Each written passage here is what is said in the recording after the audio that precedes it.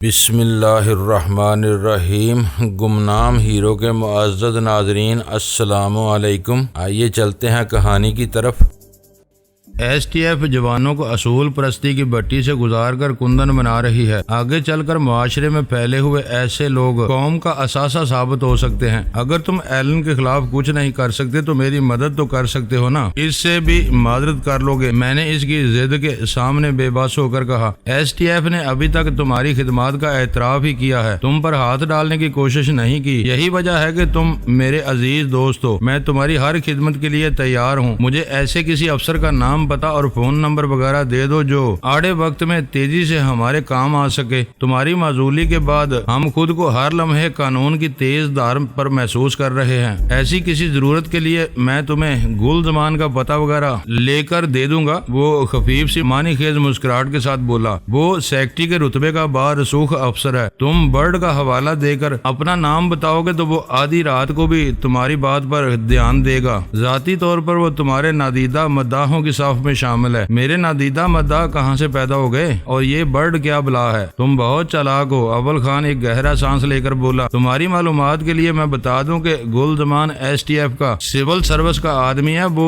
تمہیں ہر قسم کے مصائب سے بچانے کی سر توڑ کوشش کرے گا، لیکن اس امید میں نہ رہنا کہ وہ تمہارے منصوبوں میں کسی قسم کا کردار ادا کر سکے گا۔ ایلن وغیرہ سے اپنی لڑائی تمہیں خود ہی لڑنی ہوگی۔ گل زمان آپریشن بلیو کراس کے چیف کوارڈینیٹر تھا۔ برڈ یعنی blue cross investigation and recovery department قائم کر کے اس نے زبردست منصوبہ بندی کی۔ اسی سلسلے میں وہ تمہارے کارناموں سے واقف ہوا تھا۔ آج وہ اسلام آباد میں ہوتا ہے۔ تم بلا وجہ میری نیت پر شبہ کر رہے ہو، میں نے ہنستے ہوئے کہا۔ تمہاری اصول پرستی سے واقف ہونے کے بعد میں صرف اتنا کر سکتا ہوں کہ میری وجہ سے تمہیں کسی خفت کا سامنا نہیں کرنا پڑے گا، لیکن تم کو بھی ایک وعدہ کرنا ہوگا کہ اگر میں اپنی کوششوں سے کسی کو اپنی حمایت پر آمادہ کرنے میں کامیاب ہو گیا تو اسے بھڑکانے کی کوشش نہیں کرو گے۔ مجھے کسی کو بھڑکانے کی کیا ضرورت ہے؟ وہ برجستہ بولا۔ یہ کھلی ہوئی دشمنی والی بات ہو جائے گی۔ میری مجبوری صرف ایس ٹی ایف تک ہے۔ دوسروں کے ساتھ تمہارا جو جی چاہے کرتے پھرو، مجھے اس سے کوئی سروکار نہیں ہوگا۔ اپنی تحفظ اور ملکی مفادات کے لیے تمہیں اپنی مرضی سے لڑائی لڑنے کا پورا حق حاصل ہے۔ میں اس میں کوئی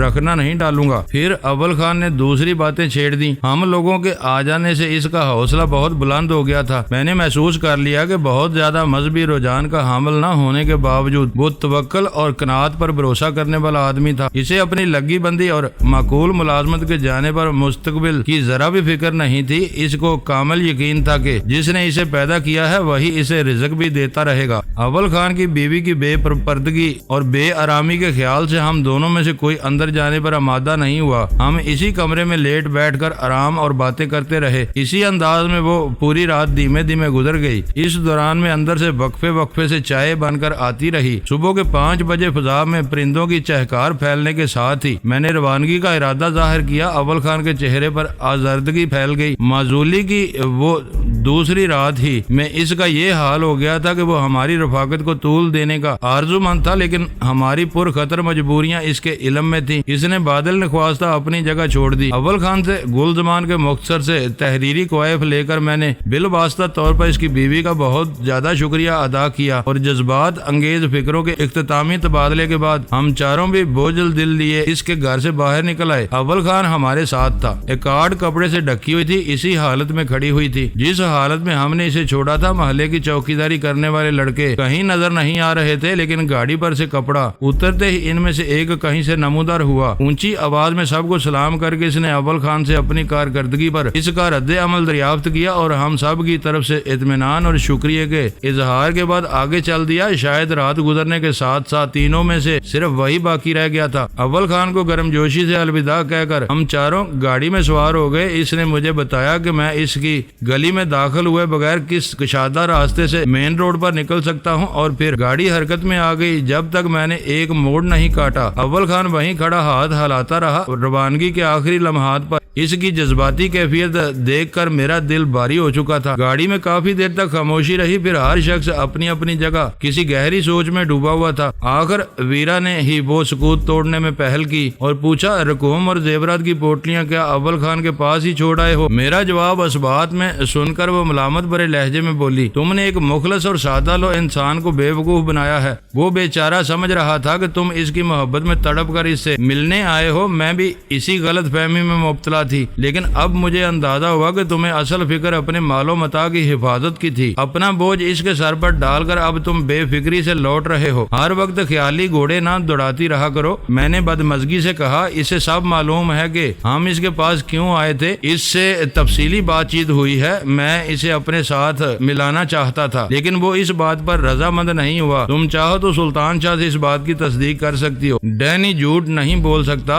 سلطان شاہ فوراً ہی بول پڑا، ساری باتیں میری موجودگی میں ہوتی رہی ہیں، اب کوئی بھی انکشاف اول خان کی معلومات میں اضافہ نہیں کر سکے گا۔ نوک جھونک چل پڑی۔ میں نے اپنے اور اول خان کی گفتگو کے حوالے دیتے ہوئے گل زمان کا ذکر دانستہ گول کر دیا۔ وہ ایک ذمہ دار سرکاری افسر تھا، کسی ناگزیر ضرورت کے بغیر اس کی تشہیر مناسب نہیں تھی۔ رات کے پھیلتے ہوئے اندھیرے کے مقابلے میں صبح دم توڑتے ہوئے ملگجے دھندل میں بھرے ہوئے پیٹ کے ساتھ ڈرائیونگ کا لطف ہی کچھ اور تھا۔ میں اپنی سمت کی کھڑکی کھول کر خوش کنک سحری کے لطیف جھونکوں سے تازگی کشید کرتے ہوئے یہ سوچ رہا تھا کہ باقیہ وقت کہاں اور کیسے گزارا جائے۔ سلطان شاہ کو ایلن کا کھوج لگانے کے لیے جانا تھا۔ میرا ارادہ کسی اسٹیٹ ایجنسی کے ذریعے کرائے پر فلیٹ حاصل کرنے کا تھا، لیکن ان کے دفاتر 10-11 بجے سے پہلے نہیں کھلتے تھے۔ نرسری کے دکاندار سے حاصل ہونے والی معلومات کی روشنی میں یہ بات بھی سامنے آ چکی تھی کہ کتوں کا رکھوالا دکانیں کھلنے کے وقت ہی کتوں کو سیر کرانے کے لیے نکلتا تھا۔ سلطان شاہ کے لیے اپنے کام کے آغاز کا بہترین وقت وہی ہو سکتا تھا۔ وقت گزاری اور لمبی ڈرائیو کے خیال سے میں نے گاڑی کا رخ مارٹن روڈ سے ناظم آباد کی طرف موڑ لیا۔ سنتی علاقے کا طویل چکر کاٹ کر ٹاور کی طرف سے شہر میں داخل ہو کر ہم کافی وقت گزار سکتے تھے۔ ذرا اجالا پھیل جائے تو مجھے نرسری پر ہی اتار دینا۔ سلطان شاہ نے کہا، میں ایلن پر اپنا کام شروع کروں گا، ہو سکتا ہے کہ اس کا آدمی بھی کسی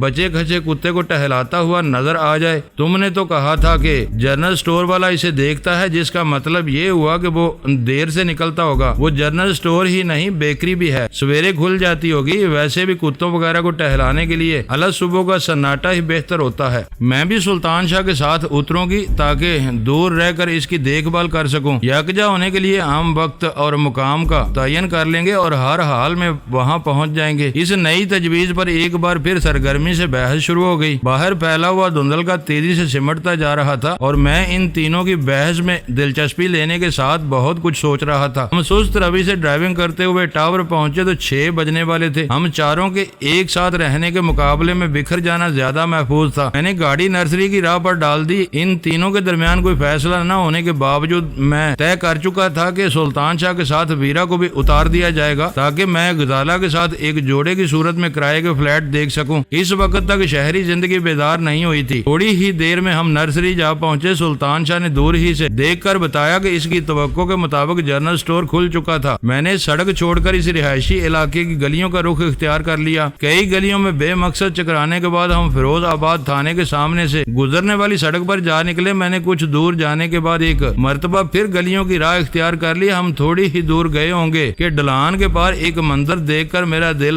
خوشی سے اچھل پڑا۔ وہ منظر اس قدر نظر فریب تھا کہ میں نے اس کا تفصیلی مشاہدہ کرنے کے لیے بریک لگا کر گاڑی روک لی۔ ڈلان پر قمیض اور شلوار میں ملبوس ایک شخص ایک بڑے سے سیاہی مائل کتے کی زنجیر تھا میں آگے چلا جا رہا تھا۔ اس شخص نے اپنی شلوار کے پائچے چڑھائے ہوئے تھے اور اسے طاقتور کتے کی رفتار کا ساتھ دینے کے لیے ہلکی رفتار سے دوڑنا پڑ رہا تھا۔ ویسے تو وہ پوری آبادی اس قدر خوشحال نظر آ رہی تھی کہ ہر گھر کے مکین بیش قیمت کتے پال سکتے تھے، لیکن میرا دل کہہ رہا تھا کہ آگے جانے والا رکھوالا ہی ہمارا مطلوبہ شخص تھا۔ کار رکنے سے پہلے ان تینوں نے بھی وہ منظر دیکھ لیا تھا، وہ بھی میرے ہم خیال تھے۔ میں نے اپنی جیب سے چند بڑے نوٹ نکال کر ویرا اور سلطان شاہ کو دیے۔ ویرا بھیم گن کو اپنے لباس میں چھپا رہی تھی۔ سلطان شاہ شاید پہلے ہی سے مسلح بیٹھا ہوا تھا۔ ہم نے 3 بجے لال کوٹھی کے بس اسٹاپ سے ذرا پہلے ملنے کا پروگرام طے کیا اور وہ دونوں پھرتی سے گاڑی سے اتر گئے۔ میں نے ہاتھ ہلا کر گاڑی آگے بڑھا دی۔ واقعات کی ترتیب بتا رہی تھی کہ آخر کار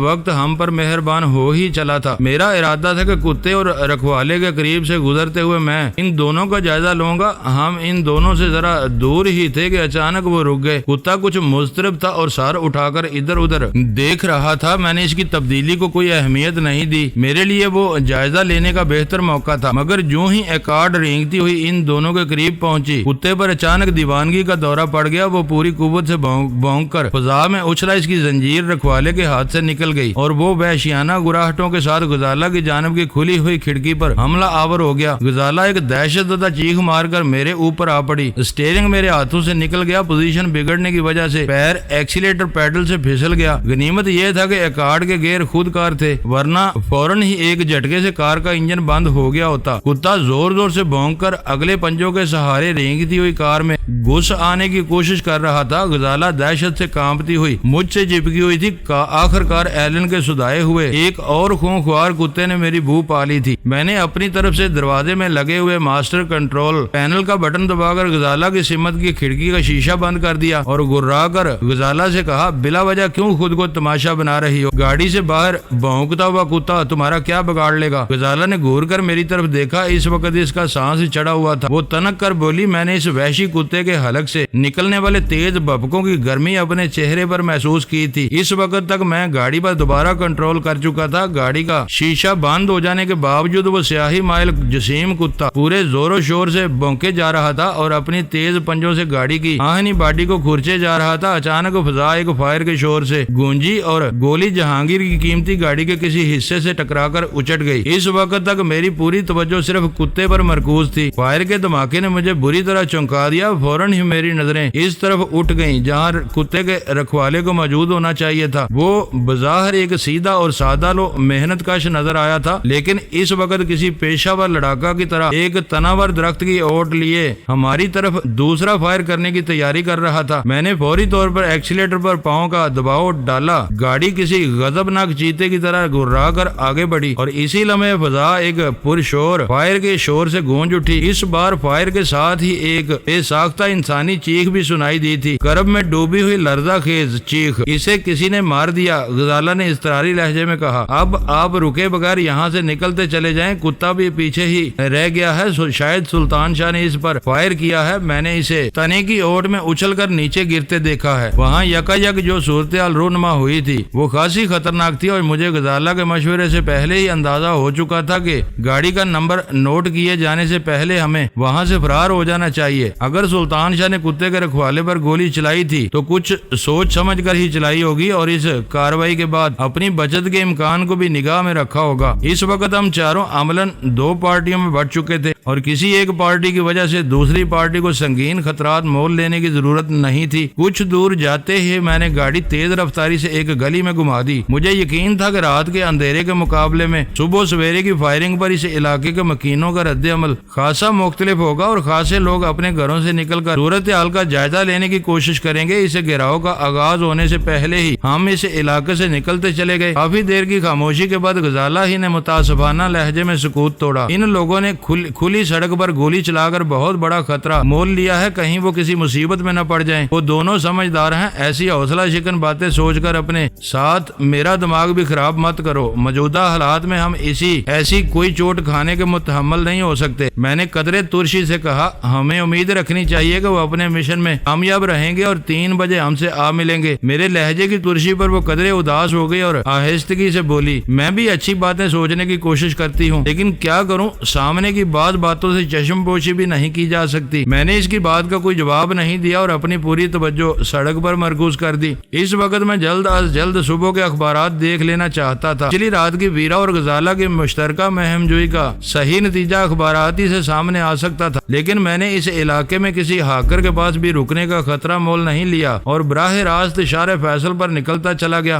اس سڑک پر ٹریفک کا یک طرفہ نظام ہونے اور قرب و جوار میں گاڑی کا رخ موڑنے کی کوئی جگہ نہ ہونے کے باعث میں سڑک پر آ کر تیز رفتاری سے شہر کی مخالف سمت میں روانہ ہو گیا۔ غزالہ میرے اس الٹے سفر پر چند ثانیوں سے زیادہ خاموش نہیں رہ سکی اور حیرت سے بولی، شہر کی طرف جانے کی بجائے آپ کہاں جا رہے ہیں؟ کیا اپنا پروگرام تبدیل کر لیا ہے؟ میں اس کی شخصیت کے تضاد پر بے اختیار ہنس پڑا۔ وہ خود مختار ہو کر کوئی کام سر انجام دینے کا بیڑا اٹھاتی تھی تو چلاکی اور مکاری میں بڑے بڑے شاطروں کو پیچھے چھوڑ دیتی تھی، لیکن جب وہ پہل کے حق سے دست بردار ہو کر میرے اوپر انحصار کرنے لگتی تھی تو بعض اوقات سامنے کی باتیں بھی سمجھنے سے قاصر رہتی تھی۔ یہ گاڑی سڑک کے بیچ میں بنی ہوئی سبز پٹی پر سے اڑ کر دوسری طرف نہیں جا سکتی، اس لیے مجبوری ہے جگہ ملنے پر ہم اپنا رخ شہر کی طرف موڑ لیں گے۔ آپ چاہتے تو گلیوں میں ہو کر شاہراہ قائدین سے ہو کر دوسرے ٹریک پر نکل سکتے تھے۔ میں گلیوں میں بھٹک کر وقت برباد کرنے کا خطرہ مول نہیں لینا چاہتا تھا۔ ٹیپو سلطان روڈ والے ٹریفک سگنل پر پہنچ کر میں نے کار بائیں جانب موڑ لی اور چند ہی ثانیوں بعد ہم شہید ملت روڈ پر سفر کر رہے تھے۔ میں نے غزالہ کو خاموش کرا دیا تھا، لیکن میرا ذہن بدستور ویرا اور سلطان شاہ میں الجھا ہوا تھا۔ ان دونوں کی صلاحیتوں پر بھرپور اعتماد ہونے کے باوجود مجھے ڈر تھا کہ کہیں وہ جوش میں آ کر کسی مشکل صورتحال سے دو چار نہ ہو گئے ہوں۔ آخر میں نے کار شہید ملت روڈ سے تارک روڈ پر موڑ لی۔ اس وقت تک سڑکوں پر ٹریفک کی زیادہ بھیڑ بھاڑ شروع نہیں ہوئی تھی،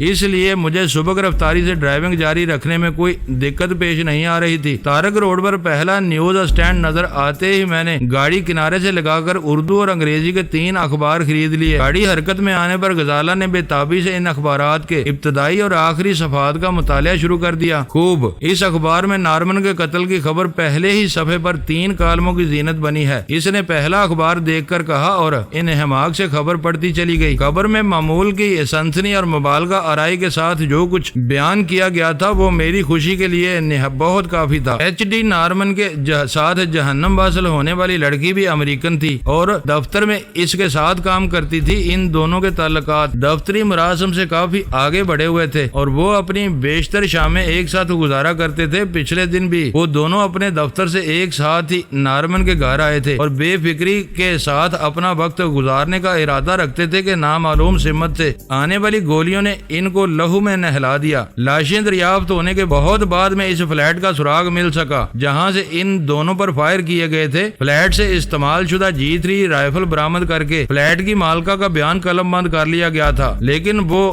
2 خوبصورت جوان سال اور فیشن زدہ لڑکیوں کے بارے میں بہت زیادہ تفصیلات نہیں بتا سکی تھی۔ اس کا کہنا تھا کہ وہ آنے والیوں کی صورت دیکھتے ہی بے ہوش ہو گئی تھی۔ فلیٹ کی مالکہ کے بیان کے بعد اس عمارت کے چوکیدار کو بھی شامل تفتیش کر لیا گیا تھا یا آسان زبان میں گرفتار کر لیا گیا تھا۔ اسے اعتراف کرنا پڑا کہ ایک بڑے سے تحفے کے ساتھ 2 معصوم عورتیں واردات سے کچھ دیر پہلے عورت میں داخل ہوئی تھیں۔ وہ اتنی معقول نظر آ رہی تھیں کہ اس نے ان سے کوئی پوچھ گچھ کرنے یا ان کا حلیہ ذہن نشین کرنے کی ضرورت محسوس نہیں کی۔ مجموعی طور پر وہ ویرا اور غزالہ کے بارے میں کوئی اہم بات بتانے سے قاصر رہا تھا۔ مجھے ان دونوں نے خود بتایا تھا کہ نگاہیں سینکنے کے شوقین نوجوان اور مردوں کی گھورتی ہوئی پرشوق نگاہوں نے دور تک کا پیچھا کیا تھا، لیکن اس سنگین واردات کے حوالے سے کسی نے آگے آ کر پولیس والوں کی مدد کرنے کی کوشش نہیں کی تھی۔ ان دونوں کے ناگہانی قتل پر مقامی کونسل خانہ اور اس کے ملحق تمام دفاتر 3 دن کے لیے بند کر دیے گئے تھے۔ ویزا فارموں کی وصولی اور اجرا کا کام اطلاع ثانی تک معطل کر دیا گیا اور اعلیٰ عہدے داران دونوں لاشوں کو جلد از جلد مقتولین کے آبائی شہروں کو بھجوانے کی کوششوں میں مصروف ہو گئے تھے۔ انہوں نے قتل کے بعد مقامی سطح پر لاشوں کے پوسٹ مارٹم کی اجازت نہیں دی تھی۔ یہ کام وہ لاس اینجلس اور ڈلاس ہی میں انجام دینا چاہتے تھے۔ تینوں اخبارات میں خبر وہی تھی، انداز قدرے مختلف۔ البتہ انگریزی اخبار کے نامہ نگار نے اسے محض ایک اتفاقی واردات سمجھنے کی بجائے اس کا پس منظر بھی خریدنے کی کوشش کی تھی۔ ایک دور دراز کا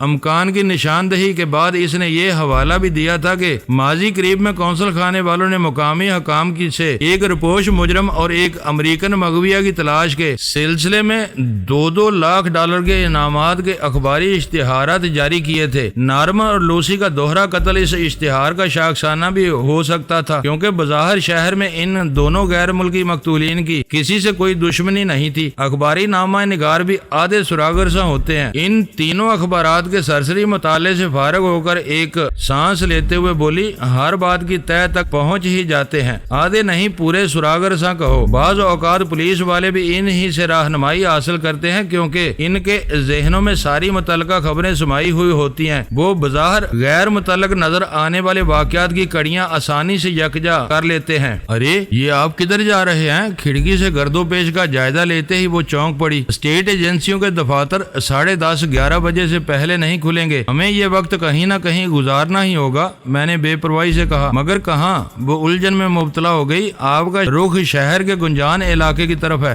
میں ٹونی کے بارے میں مزید معلومات حاصل حاصل کرنا چاہتا ہوں، مگر کہاں سے؟ ٹونی تو اپنے بارے میں تقریباً سب کچھ ہی بتا چکا تھا۔ اس نے کہا تھا کہ بدرو کی ملازمت سے برطرفی کے بعد وہ پہلوان کے اڈے پر کام کر رہا تھا۔ اگر کسی غیر ملکی نے ٹونی کے لیے وہیں فون کیا تھا تو پہلوان کو اس بارے میں ضرور علم ہوگا۔ بالکل، غزالہ نے میری تائید کی۔ پہلوان کو اس بارے میں باخبر ہونا چاہیے۔ ٹونی کے لیے پیسے لانے والا لڑکا بھی وہیں پہنچا تھا۔ اس بارے میں پہلوان سے زیادہ باخبر کون ہو سکتا ہے؟ اور آج صبح ایلن وہیں فون کر کے ٹونی سے رپورٹ لینے والا تھا۔ یہ سب باتیں مجھے یاد ہیں۔ تو کیا آپ پہلوان کے اڈے پر جا رہے ہیں؟ وہاں جائے بغیر پہلوان سے ملاقات کی کوئی صورت نظر نہیں آتی۔ نہیں، وہ یک بیک مضطرب ہو گئی۔ وہاں جانا خطرے سے خالی نہیں ہوگا۔ میں اس کی بات پوری ہونے سے پہلے ہی بول پڑا، وہاں کوئی خطرہ نہیں ہوگا۔ مجھے اس کے آدمیوں کو صرف اس بات کا یقین دلانا ہوگا کہ میں پولیس والوں کا مخبر نہیں ہوں۔ پہلوان سے ملے بغیر مجھے بدرو کا ٹھکانہ معلوم نہیں ہو سکے گا۔ اب میں اسے سبق سکھانے کا تیار کر چکا ہوں۔ بدرو کے بارے میں جہانگیر سے زیادہ باخبر کون ہوگا؟ وہ بے ساختہ بولی۔ اب وہ پرانی بات ہو گئی۔ گالان سے واپسی کے بعد بدرو سے رابطے کی ہر کوشش ناکام ہو چکی ہے۔ جہانگیر اپنے طور پر اسے تلاش کرنے کی کوششوں میں لگا ہوا تھا، لیکن اسے کامیابی حاصل نہیں ہو سکی۔ شاید بدرو نے یک طرفہ طور پر ہمیں اپنا حریف تصور کر لیا ہے۔ اس کا گودام بھی ہمارا دیکھا ہوا تھا، جہاں ہم شنگاریوں کی قید میں رہے تھے۔ ہمیں اس گودام کے در و دیوار کے سوا کسی چیز کا علم نہیں تھا۔ شہر کے متعدد علاقوں میں اس سے ملتے جلتے گودام بکھرے ہوئے ہوں گے۔ ہم کہاں بھٹکتے پھریں گے؟ آپ نے اس ٹرک کا نمبر یاد کیا تھا جس پر ہمیں کراچی سے چیخا سرائے تک لے جایا گیا تھا؟ ٹرک کے نمبر کے سہارے بہترین معلومات حاصل کی جا سکتی ہیں۔ وہ لمبا اور غیر یقینی طریقہ ہے۔ ویسے بھی میں ٹرک کا نمبر بھول چکا ہوں، تم فکر نہ کرو۔ میں پہلوان جیسے لوگوں کو سنبھالنا جانتا ہوں۔ وہ مجھے نقصان پہنچانے کی کوشش نہیں کرے گا۔ آپ کے ساتھ میرا وہاں جانا، خیر جو ہوگا دیکھا جائے گا۔ وہ کچھ کہتے کہتے وہ رک گئی۔ جو کچھ کہنا چاہتی ہو کھل کر کہو، اپنی بات ادھوری کیوں چھوڑ دی؟ پہلوان کا اڈا شہر کی کسی صاف ستھری بستی میں تو نہیں ہوگا؟ میری موجودگی وہاں تماشا نہ بن جائے، اس خیال میں نہ رہنا کہ میں تمہیں وہاں لے جاؤں گا۔ وہ بہت پرانا اڈا ہے اور میرا دیکھا بالا ہے۔ میں تمہیں گاڑی ہی میں کچھ دور چھوڑ کر پیدل وہاں جاؤں گا۔ میری واپسی میں زیادہ دیر نہیں لگے گی۔ مجھے کسی بات کا خوف نہیں ہے۔ کل شام ویرا کے ساتھ کام کرنے کے بعد میری رہی سہی جھجک بھی دور ہو گئی ہے۔ وہاں کسی نے اس قیمتی گاڑی میں مجھے تنہا پا کر چھیڑ چھاڑ کرنے کی کوشش کی تو میں اس کا حلیہ بگاڑنے میں ذرا بھی تردد نہیں کروں گی۔ بس یہ دھیان رہے کہ پولیس والوں کی مداخلت کی نوبت نہ آنے پائے۔ گاڑی کے پائیدان میں اس وقت بھی کئی ہتھیار اور بھرے ہوئے فاضل میگزین موجود ہیں۔ وہ بے اختیار بولی۔ میں ہتھیاروں کو تو بولی ہی ہوئی تھی۔ اچھا ہوا آپ نے یاد دلا دیا۔ ایک بات بتاؤ کہ چند روز سے تم مجھے مسلسل آپ سے کیوں مخاطب کر رہی ہو؟ میں نے ایک خیال کے تحت شوخی سے پوچھا۔ میں آپ سے ہمیشہ اسی طرح بات کرتی ہوں۔ میرے لہجے میں وہ سٹپٹا گئی۔ کوشش ضرور کرتی ہوگی لیکن اس میں کامیاب نہیں ہوتی۔ بارہا تم تسلسل کے ساتھ مجھے تم کہہ کر مخاطب کرتی رہی ہو۔ مکاؤ اور شنگارا ویلی میں بارہا ایسا ہوا ہے۔ مکاؤ کی بات مختلف تھی۔ بعض اوقات حالات کے تقاضوں کو بھی مد نظر رکھنا پڑتا ہے۔ پھر کبھی کبھی دباؤ کے زیر اثر انسان وہی رویہ اختیار کر بیٹھتا ہے جو اس کے لاشعور میں بسا ہوا ہوتا ہے۔ میں نے کبھی بھی جانتے بوجھتے ہوئے آپ سے گستاخی کرنے کی کوشش نہیں کی۔ تم گستاخیاں تو بے شمار کرتی ہو، یہ اور بات ہے کہ میں نے کبھی ان کی نشاندہی نہیں کی۔ کب آپ کن گستاخیوں کا حوالہ دے رہے ہیں؟ اس نے بکھلا کے پوچھا، لیکن میرے چہرے پر بکھری ہوئی شوخ مسکراہٹ دیکھ کر فوراً ہی کھڑکی سے باہر دیکھنے لگی۔ ایک گستاخی ہو تو گنواؤں، یہاں تو ایک قطار لگی ہوئی ہے۔ میں نے کہا یہ وقت ان باتوں کا نہیں ہے۔ وہ گہری سنجیدگی سے بولی، جب تک ہمیں سر چھپانے کے لیے کوئی ٹھکانہ نہیں مل جاتا ہمارا ہر لمحہ خطرات کے سائے میں گزر رہا ہے۔ ہر وقت اتنی سنجیدگی اچھی نہیں لگتی۔ وہ دونوں ہر وقت سائے کی طرح یوں ہمارے ساتھ لگے رہتے ہیں کہ ہمیں بے تکلفی سے ایک دوسرے سے بات کرنے کا موقع ہی نہیں ملتا۔ اب خلوت میسر ہے تو تم ان دیکھے خطرات سے ڈرانے کی کوشش کر رہی ہو۔ مجبوری ہے۔ وہ ایک ادا سے اپنے شانے اچکا کے بولی، میری طرف دیکھنے کی بجائے سڑک کا خیال رکھیے، ٹریفک میں تیزی سے اضافہ ہوتا جا رہا ہے۔ میں نے ایک گہرا سانس لے کر اسٹیئرنگ وہیل پر اپنی گرفت مضبوط کر لی۔ شہر کے گنجان آباد علاقوں اور چند